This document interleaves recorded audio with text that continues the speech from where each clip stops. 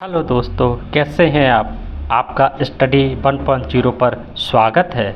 सबसे पहले आज हम आपको स्वतंत्रता दिवस की हार्दिक शुभकामनाएं देते हैं और आज हम आपके लिए कॉम्पिटिटिव एग्ज़ाम का एक बहुत ही महत्वपूर्ण क्वेश्चन लेकर आया हूं। इस तरह के ट्रिकी सवाल, शॉर्ट ट्रिक वाले सवाल बहुत ही पूछे जाते हैं, आगे हर एग्ज़ाम में आपको मिलते रहेंगे। आइए क्वेश्चन की ओर चलते हैं। क्वेश्चन आपका कहा गया है कि यदि 1 से 28 तक की 3 से पूर्णतः विभाज्य सभी संख्याओं को अवरोही क्रम में व्यवस्थित किया जाए तो ऊपर से छठे स्थान पर निम्न में से कौन सी संख्या होगी। आपको ऊपर से छठे स्थान पर पूछा गया, लेकिन ये पूछा गया कि 1 से 28 तक 3 से विभाज्य संख्याएं। अवरोही क्रम आपको मैंने पहले के वीडियो में भी बताया हुआ है। अवरोही क्रम वो क्रम होता है जो घटते हुए क्रम में होता है, यानी सबसे ऊपर बड़ा, उससे छोटा, फिर उससे छोटा, फिर उससे छोटा, सबसे भारी, फिर उससे भारी, फिर उससे भारी, लास्ट में सबसे कम भारी।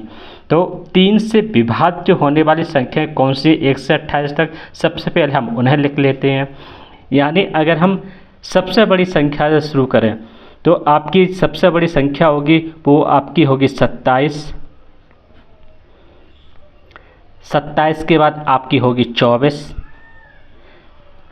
3 अट्ठे 24 होता है। उसके बाद आपकी होगी 21, क्योंकि 3 सत्ते 21 होता है।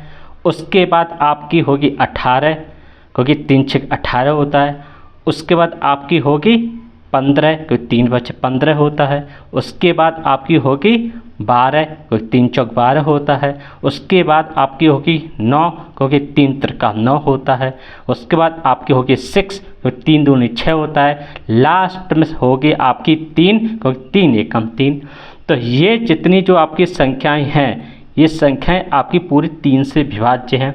अब 3 से विभाज्य इन अवरोही संख्याओं को, इन डिसेंडिंग ऑर्डर की संख्याओं को, यानी इन डिक्रीज होने वाली संख्याओं को ये पूछा गया है कि ऊपर से, यानी ऊपर से छठे स्थान पर कौन सी संख्या है। तो हम ऊपर से लेते हैं। ऊपर से मतलब है कि सबसे बड़ी संख्या से लेते हैं। तो अब इस क्रम से अगर हम ऊपर जाएंगे तो 1 2 3 4 5 6, यानी जो छठे नंबर की जो संख्या है वो है आपकी 12।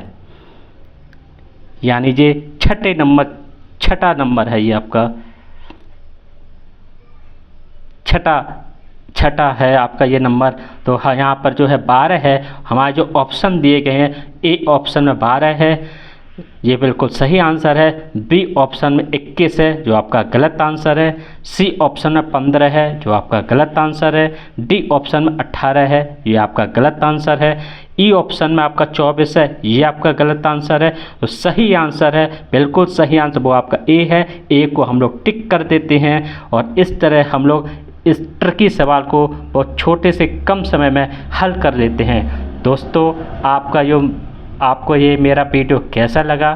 अगर अच्छा लगा तो आप लाइक कीजिए, शेयर कीजिए, आप कमेंट कीजिए और आपने अगर इस चैनल को सब्सक्राइब नहीं किया है, आप इस चैनल को सब्सक्राइब कीजिए, जिससे नोटिफिकेशन के द्वारा आपको इस चैनल के हर एक वीडियो की जानकारी मिलती रहे।